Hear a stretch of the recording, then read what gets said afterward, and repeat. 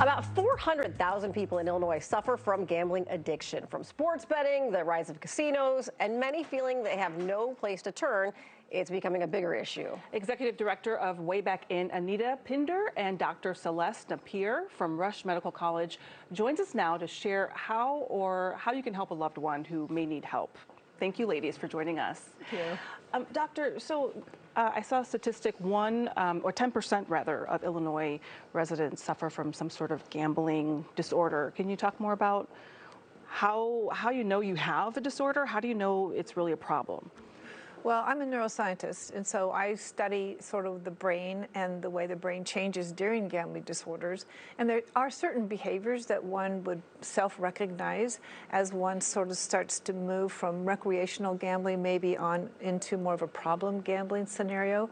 And so the things that we see are when one sort of spends more time thinking about gambling activities or more time seeking out engaging in those kinds of activities, if they decide to do gambling-related activities instead of more important things for their life, and they neglect these more important activities. So if one sort of self-regulates and starts to see these behaviors changing, one might start thinking about, what does this mean to my life? Do I need to reconsider what I'm doing, and do I need to seek help? And Anita, last time we had you in, it was close to March Madness, and yes. March Madness is over, but really none of this stuff ever ends because now we've got the NBA playoffs coming up, and there's always something. It is, right? It's like the news. It never ends. It's just kind of always ongoing. And when you want to, and like Dr. Napier kind of pointed out, when that becomes what it is that you're seeking, there's always something that you can engage in some form of gambling. Wow. Doctor, what do you, oftentimes, when you have a problem, an addiction, a disorder, you might be in denial. So, if you're not able to self-recognize that there's a problem, is it family members that you should rely on, or how do you get help then? Well, this is a really difficult problem because I do believe that we're learning more and more about what is gambling behavior. When does it become problematic? And so as we do more research in this field and we get a better handle on that, we can better inform our clinical colleagues. I think as an individual, sometimes we are in denial. It's like eating a brownie when I've already had two. I mean, I'm in denial. Should I do this or not? It's sort of human nature. So I think part of the job that we're trying to promote here is more education. More education for the individuals, maybe some that are in high-risk situations, education to schools, to family members, and even better education to our healthcare professionals. We need to do a better job of making sure they're ready to be able to ask the right questions and then understand what answers might suggest that there might be a problem with gambling with this individual. It's such a sticky topic, too, because not because it's taboo, but with alcohol, drug addiction, you are seeing physical changes in the exterior body where I would imagine gambling addiction, there are changes in your brain. And then how, Anita, do we address that? And how do we even see it's become a problem?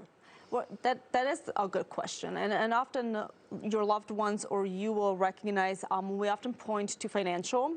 So you will notice financial kind of difficulties and then kind of that obsessive, if not compulsive sort of need, right? There's a lot, it moves from the recreational to I'm always talking about gambling. I'm always engaging in gambling. This becomes my only activity that I can really partake in. Yeah, and whether it's gambling or alcohol, whatever it may be, could you be predisposed to an addiction?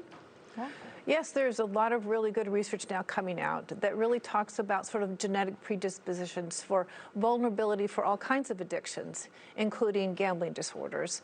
And now, how major of a contribution is that for someone who's moving from recreational gambling into a scenario that's more problematic? It's very difficult to determine. There's so many other factors that are important, including where you live, how accessible are the gambling opportunities, and so many things that interact with this. But we are getting better at getting an idea of what at-risk individuals might look like. There may be some neighborhoods where we see more at-risk individuals, and this again is where we go back to our clinical colleagues and say we need to be aware of this. Before we let you go, Are You Really Winning is the statewide campaign you guys are on, and it's ongoing still. It is ongoing. It's always going to be ongoing, but we would like to point out that the art campaign and the art competition will be closing on April 19th. So we encourage everyone to go on the website, look at areyoureallywinning.com and get more information. Like Dr. Ampere said, the more we are educated, the more information we have. And submit your art by next Wednesday. Thank you so much for being here, ladies. Thank you. My pleasure. If you or a loved one has a gambling issue, you can call the number you see on your screen for help. Visit areyoureallywinning.com for more information on the public art competition or scan the QR code to see it on your screen.